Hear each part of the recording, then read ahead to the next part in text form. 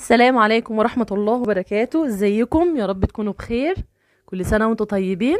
حبيت اوريكم بقى المطبخ بتاعي كده بعد ما خلصته، وعلقت بقى الانوار بتاعة رمضان اللي تفرح. كل سنة وانتم بخير يا رب. ده بقى الركن بتاع الشاي والقهوة والشاي الاخضر بعد الفطار. دي لوحة فنية انا رسمها، مالكوش دعوة بيها. الرف ده انا كنت حاطة فيه طقم توابل كده صيني كله، شيلته بصراحة. وحطيت بقى ايه الديكور الجميل ده، الحله حله الشاورما دي هوريها لكم دلوقتي، والطاسه الزغنطوطه دي. وحطيت هنا علبه المسحوق، وادي البوتاجاز بقى بالرف بتاعي. بصوا بقى الشفاط ما شاء الله لما بيبقى نضيف بيبقى جميل، انا بتبسط منه قوي لما بيبقى نضيف. كنت حاطه انا مطبقتين كبار هنا شلتهم، واكتفيت بقى بالمطبقيه الزغنطوطه دي. لسه بفكر بقى اعلقها او اخليها كده. وده كان بطرمان بلاستيك كده، عملت له ثقب كده بالمفك، وحطيت فيه الحنفيه بتاعت الكولمن دي. وهحط فيه بقى ان شاء الله عرقسوس كده وتمر، واحسسهم برمضان بقى.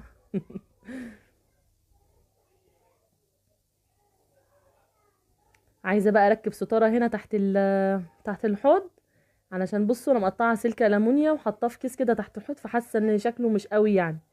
فهحط ستاره. بس ايه رايكم بقى في النظافه والجمال ده؟ انا فتحت النور اهو عشان اوريكم. المطبخ ده اكتر مكان الواحد بيقعد يعني فترات طويله فيه يعني. 3 وجبات طول اليوم، طول اليوم يعتبر احنا واقفين في المطبخ، فلازم بقى ايه يبقى منظره كده يسر واحنا واقفين فيه.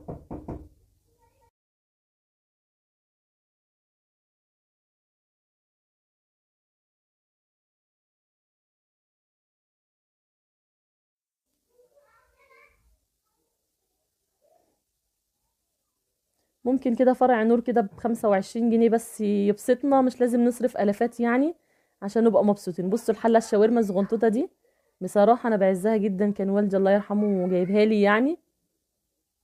هي والطاسه الزغنطوطه دي، وكان في برضه هون صغنن بس بصراحه ما لقيتوش يعني وانا بظبط الدنيا. وادي المطبخ بقى مجهزه كوباياتي بقى ومجاتي علشان خاطر ايه مشروبات رمضان. وادي بوجي وطمطم.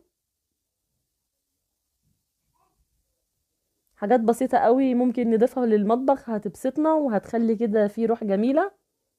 طبعا هو رمضان من غير اي حاجة بيبقى فيه روح كده جميلة في الجو بصراحة، بسم الله ما شاء الله. بيبقى فيه فرحة يعني، ربنا يديمها علينا يا رب. وهي طفيت النور بقى عشان اوريكم الانوار اللي انا عاملاها دي، ايه رأيكم؟ كل سنة وانتم بصحة وسلامة يا رب.